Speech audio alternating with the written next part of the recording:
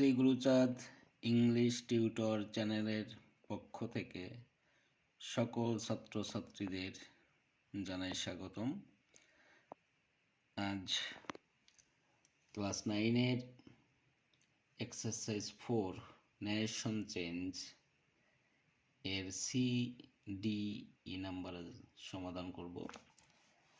C নাম্বারে প্রথমে রয়েছে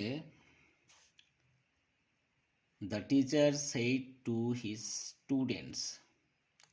The teacher said to the students, comma, keep quiet. এটা ইনভার্টেড কমার মধ্যে রয়েছে।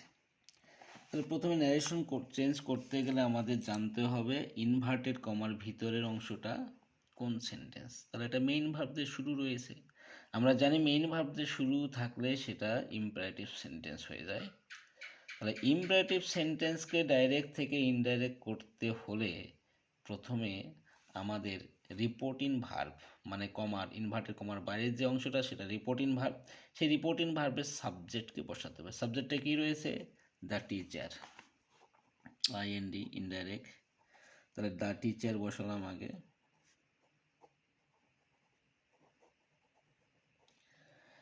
এবার কি আছে?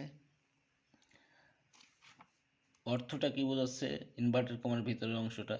কিপ কোয়াইট, শান্ত থাকো বা চুপ থাকো। তাহলে টিচার বা শিক্ষক এটা ছাত্রছাত্রীদের আদেশ দিচ্ছে। অতএব আদেশ বোঝালে এই সেড টু রিপোর্টিং ভার্বটা পরিবর্তিত হয়ে অর্ডার বা অর্ডার্ড বসাতে হয়। যেহেতু এটা V2-তে আছে সেইড, অতএব অর্ডারে V2 কি? অর্ডার্ড, ORDERED, অর্ডার্ড বসালাম, V2 বসালাম। এবার রিপোর্টিং ভার্বের অবজেক্ট কি আছে সেটা বসাতে হবে। অবজেক্ট কি আছে? দ্য স্টুডেন্টস, সেটা বসালাম, দ্য স্টুডেন্টস। এবার ইম্পারেটিভ সেন্টেন্সে এই যে ইনভার্টেড কমা, এই ইনভার্টেড কমা ওঠানোর জন্য বা তুলে দেওয়ার জন্য একটা লিঙ্কার হিসেবে টু বসাতে হয়। তাহলে সেই টুটা বসালাম। এবার MV এর V1 থেকে শুরু করে শেষ পর্যন্ত বসাতে হবে।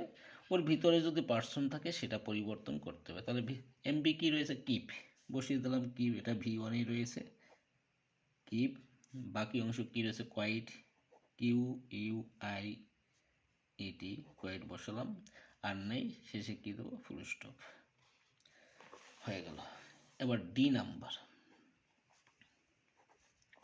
ইনডাইরেক্ট। ডি নাম্বারে কি রয়েছে? My mother said to me, my mother said to me, এটা হচ্ছে রিপোর্টিং ভার্ব। ইনভার্টেড কমার ভিতরে যে অংশটা রয়েছে কি রয়েছে? রিপোর্টেড স্পিচ, মানে may your dream come true, তোমার স্বপ্ন সত্য হতে পারে বা সত্য হোক।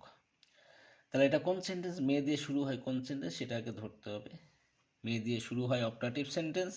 তো অপটাটিভ সেন্টেন্সের কে ডাইরেক্ট থেকে ইনডাইরেক্ট করতে গেলে প্রথমে আমাদের রিপোর্টিং ভার্বের সাবজেক্ট বসাতে হয়। সাবজেক্টটা কি রয়েছে? মাই মাদার, তাহলে বসালাম মাই মাদার।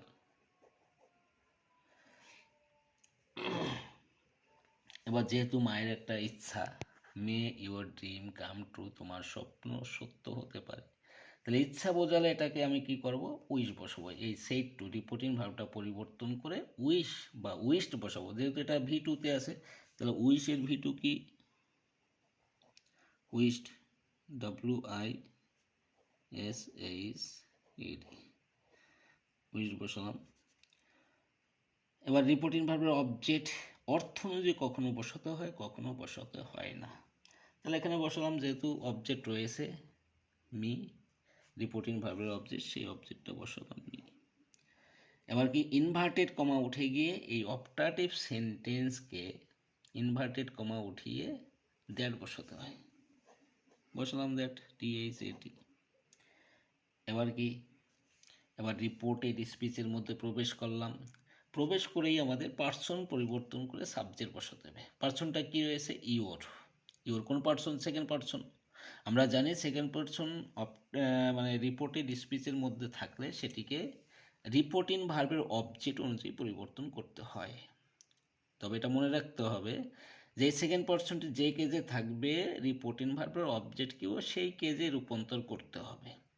তাহলে এটা কোন কেজে আছে? সেকেন্ড পার্সনটা ইউর পজিটিভ কেজে আছে, তাহলে মিটাকেও পজিটিভ কেজে রূপান্তর করতে হবে। তাহলে মি এর পজিটিভ কেজ কি? মাই, বসিলাম মাই। এবার ইউর পরে যে নাউনটা থাকবে সেটা বসিয়ে দিতে হবে, কি আছে? ড্রিমস। এবার মেয়ের পরিবর্তে মাইট বসাতে হয়েছে, এটা হচ্ছে টেন্স পরিবর্তন করে মাইটটা বসালাম।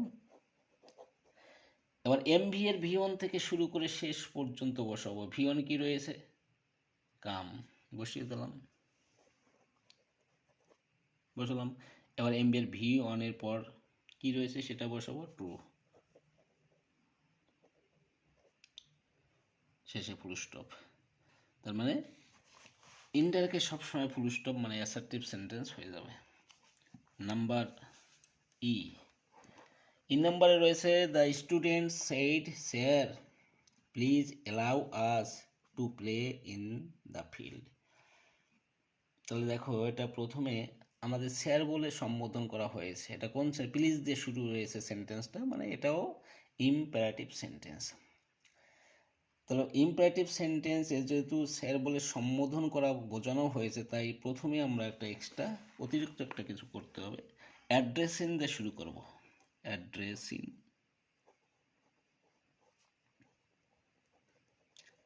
তারপর একটা অ্যাজ বসাবো। এবার যে ওয়ার্ড দ্বারা সম্বোধন করা বোঝাবে সেই ওয়ার্ডটা বসাতে হবে। এখানে যদি কোনো ফ্রেন্ড বলে অথবা কোনো নাম ধরে সম্বোধন করতে বলে, যেটা যে ওয়ার্ড দিয়ে সম্বোধন করা বোঝাবে সেইটাই বসাতে হবে। তাহলে এখানে কি ধরে সম্বোধন করছে? স্যার, স্যারটাই বসালাম। এবার একটা কমা দিতে হবে। এবার প্রথম ইম্পারেটিভ সেন্টেন্সের প্রথম যে নিয়ম রয়েছে সেই নিয়ম অনুযায়ী প্রথম থেকে আবার করতে হবে। প্রথমে আমাদের রিপোর্টিং ভার্বের সাবজেক্ট বসাবে। সাবজেক্ট কি রয়েছে? The students.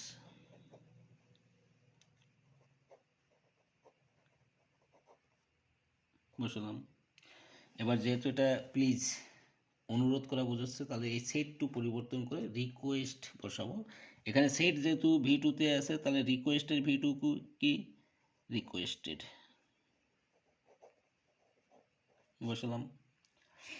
অবজেক্ট নেই, বসালাম না।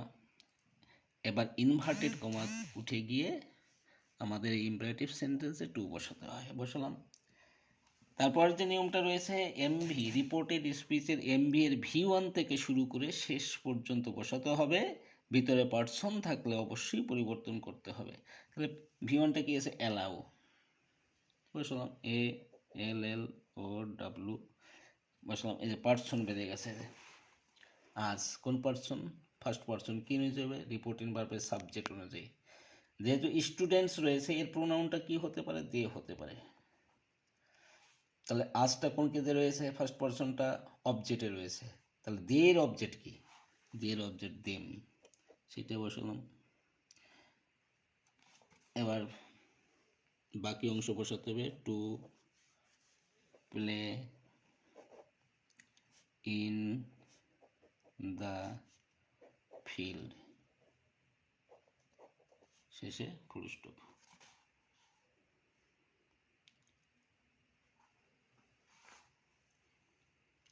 ঠিক